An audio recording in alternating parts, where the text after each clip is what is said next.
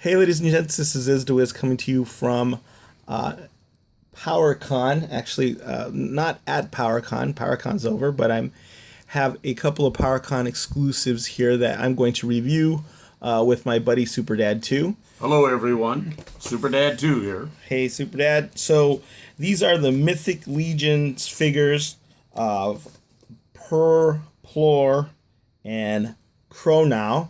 And if you're familiar with past PowerCon exclusive figures, you know that a lot of them are homages to Masters of the Universe figures and characters, and these are no exception. In the past, we've had this body or this head used to be an homage to Cringer, and we've had different waves of villains and heroes. So if you are a Masters of the Universe fan, you've probably built up quite a little collection of figures that are homages or nods to the Masters of the Universe mythos.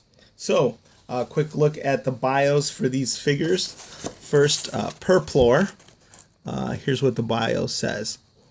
Called away from his home in the shadowed forest city of Vaethira by Gorgo Aetherblade, the evil warrior Purrrplor is as renowned for his stealth as he is for his swordsmanship.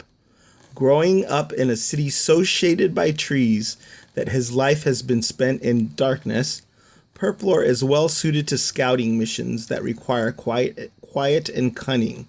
He played a key role in the siege at Bjornjar, but after tasting defeat at the hands of Atlas's army, Purrrplor finds himself battling the harsh terrain of the wastelands, searching for refuge. So that's Purrrplor. Do you want to read the Kronnaw bio? I'll give it a shot. All right.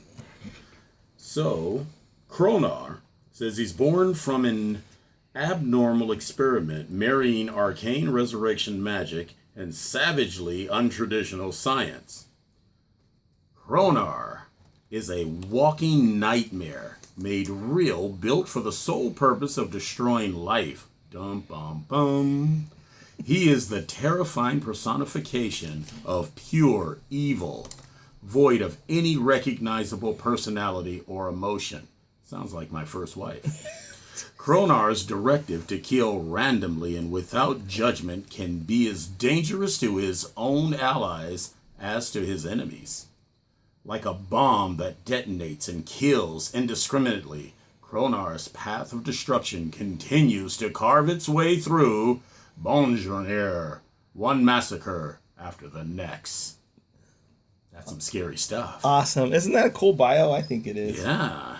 So, obviously, if you're a Masters of the Universe fan, I am. then who does this remind you of? Well, not Panthro, but Panthor. Panthor, correct. And I have to tell you, Izzy, initially I was not that into the figure until I had a chance to take a look at it closely. As you know, I told you I wasn't really interested in it, but it came out magnificently. That's true. Last night he was quite blasphemous. And Purrrplor, he wasn't feeling Purrrplor for some reason or another, even though I loved Purrrplor from the very first time I saw him. But there's this phenomenon with some of these Four Horsemen figures that even if you don't like them or you look at the pictures and you're like, I might be able to pass on that. When you actually have them in hand and you get a chance to play with them or you really look at them, then they kind of grow on you. You fall in love with them. And so this morning, I guess, you had an epiphany, right? Yeah, and a catharsis. I was crying too. So, I saw the thing and I was like, I actually like this as much as I do some of the other Mythic Legion figures. I mean, he really fits in. Because, I'm not real big on just the cat heads on humanoid bodies. Right. But the armor, the coloring, I guess knowing the mythology of it and what this really is, it really pops. Really pops. Yeah. So even though you were a little slow on the uptake, you finally get to see what I loved about this figure. And look, it's not a full fur body. It's a humanoid body, and it's painted purple. But The difference is the neck piece that comes with this figure kind of bulks him out, and then it has fur. Absolutely. So it's a transition. It's a gradual transition. It doesn't go from full on furry head. So it doesn't look like a mask, a tiger or a lion mask or whatever, to a human body. But there's a transition there, and I think that sort of is understandable when you're talking about an anthropomorphic being that's half cat and half human. And of course, this is really, really going to look good on the shelf, maybe fighting Kawaros, which is the battle cat homage. Absolutely. I'm looking forward to posing them on the actual battle cats and taking some shots just for fun. And another thing about this figure is that a lot of people objected to the name Purrrplor, which I personally love because I think it's playful, but it's the Purrrplor. Some people weren't that crazy about that spelling. Bill Mancuso came up with the name. He's works with the Horsemen. I thought it was just brilliant because so they don't have objections to Panther, but they didn't like Purrrplor because he purrs and he's purple, and I don't know. I thought it was brilliant though. Seriously, I think that is one of the best names because I think there's something fun about Masters of the Universe that kind of captures the wordplay and all that stuff. Sure. And so I loved it. But you know what? If you don't like cats, say you're allergic to cats or whatever, and you're not feeling it as far as the panther is concerned, then all you have to do is you pop the head off, right? And then you pop the neck piece off here, right? And then you got a purple orc. Oh, brilliant. So you got a grape orc there. And you can also take and put pauldrons on him. And then you have a unique race of orcs that we haven't seen before in Mythic Legions. We have Fury orcs that are red. Your regular green orcs. You got the black orc. It's kind of the modeling. I forget what those are called. But, that's what he looks like. Obviously, you also remove the tail.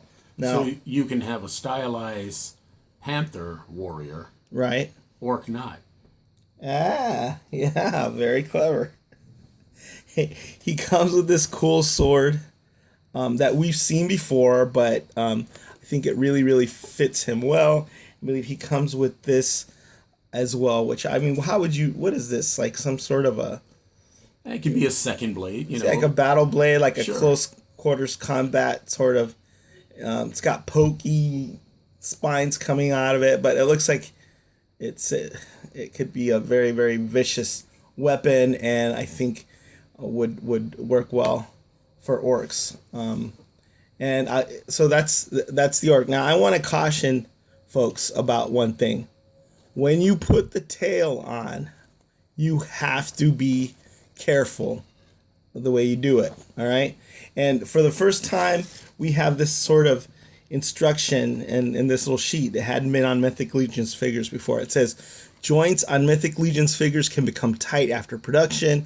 When posing Mythic Legions figures for the first time, especially during cold weather, it's recommended that you heat it. That heat in the form of warm air from a hairdryer or warm water be used on tight joints in order to loosen the joints slightly before posing gently.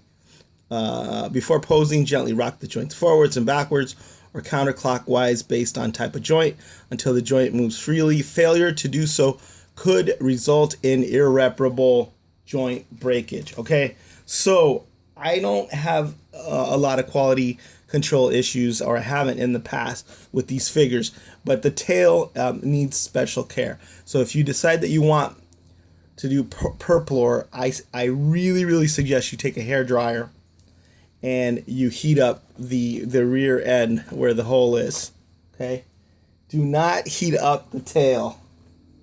So don't laugh. Don't be immature and juvenile. So what you're saying is you need to heat the butt up before you stick that knob in. Yeah, don't the butthole needs to be warmed up, the hole in the butt. So you warm that up, right? That's probably good advice in any case. Please be mature. And Be mature. and then you take the tail. Don't heat the tail, because if you heat the tail, it'll be like soft and wobbly. You don't want that. So you take the tail and maybe put a little petroleum jelly on there to kind of lubricate the tip, and then when the when the hole is nice and warm, you jam the tail in the hole once, okay? And don't mess with it too much, okay?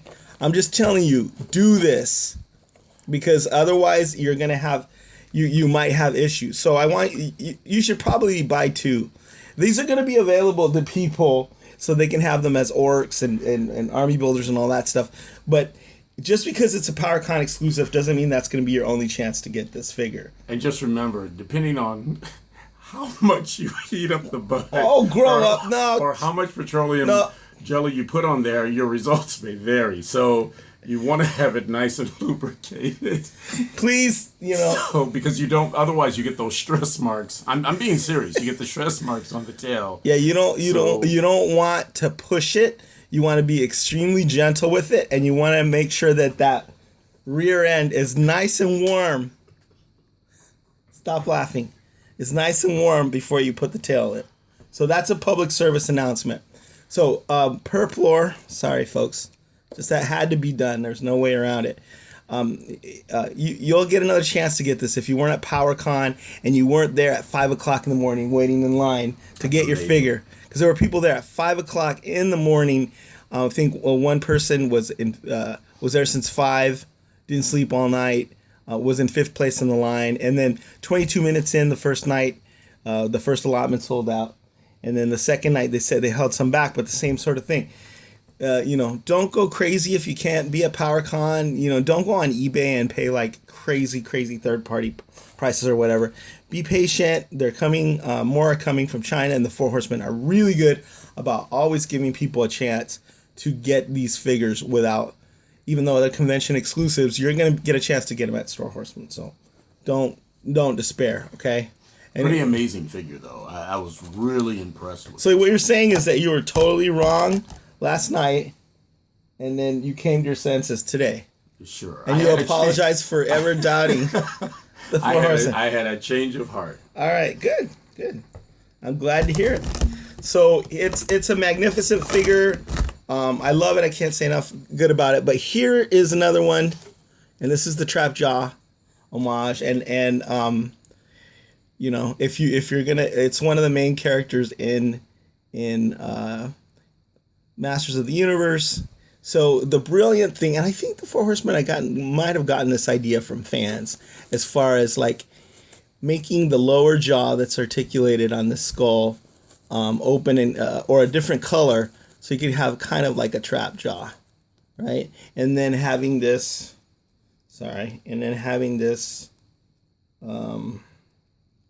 technical issues. You guys are seeing, the only part of Eternia that I'll ever be able to buy, because I bought that at PowerCon for only $35. Good deal, huh? Yeah. So the helmet fits like that, and you can articulate the jaw. And so, it's very reminiscent of Trap Jaw. This one comes with 2 belts. It's a black one, and this would be sort of approximating what the Trap Jaw's mechanical arm is like. So he's got one gauntlet, pauldron, and one arm armored. He comes with this battle axe, and he comes with this mace. I would say Purrrplor is my favorite, but this one's pretty cool too. Mm-hmm. And if you're just like, well, you know what, I'm not that crazy about something that's sort of reminiscent of Trap Jaw, you can always change the head, and you could have this regular kind of knight head. Mm-hmm. I think looks pretty darn cool as well. All the Mythic Legions have mix and match parts, so I'll show you what that looks like. And that gives it more like a mysterious vibe.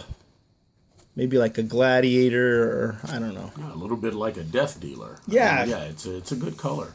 But I have to say, even though I agree, that Purple Puss or whatever his name is. Purrrplor. Purrrplor is my favorite of the two. Uh-huh. I like the trap jaw as well. I actually think it's a bit of an improvement on the original design, kind of like an alternate universe deal. I think the articulated jaw is a real stroke of genius because it really gives it that, it makes it pop.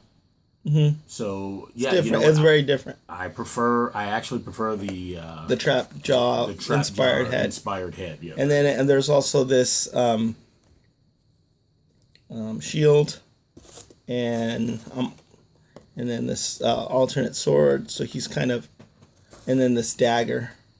So he's pretty much loaded for bear there. A couple alternate heads. The ways this was sold, and make sure you look at Storehorsemen for the list of accessories in case I mix these up and somehow got this wrong. But so yeah, is that a shield? What is that? This is a shield. It's like an elf shield. Got it. Okay. Right. So, I don't. No, that's not right. Right. It's definitely for this guy, right? Because the green's really pop. Yeah, I think it goes with his green belt there very well. I think that was the intent. Yeah, so that's color coordinated there. Mm-hmm. But I think these are always really, really popular figures because let's face it, the Four Horsemen, have done a lot for Masters of the Universe, and Masters of the Universe fans really cross over a lot with Mythic Legions fans. And even though these aren't Masters of the Universe products, you have a lot of fans that are going to want something that sort of reminds them of their favorite property. So, we've got like a Mythic Legions version of He-Man and a Mythic Legions version of Skeletor and of Evil Lyn and Duncan. Uncan is the version. Uncan or Duncan? I forget. Duncan from Man of Arms. Man at Arms, yeah, and so it's gonna look really, really cool. And like that, what you said, like an alternate universe version, right? An alternate universe where a Purrrplor is not a mount for Skeletor, but is a anthropomorphic warrior on his own. So this review went kind of long because it's for two figures. But what do you have any like comments or questions or anything to add? I love this pair, and I think it's awesome. And like I said, you guys should pick these up from Storehorsemen if you get a chance. Outstanding. Yeah? Yeah, outstanding. Right. Alrighty. Well, that's it for Super Dad 2. Take care, guys. Is Dwiz signing off.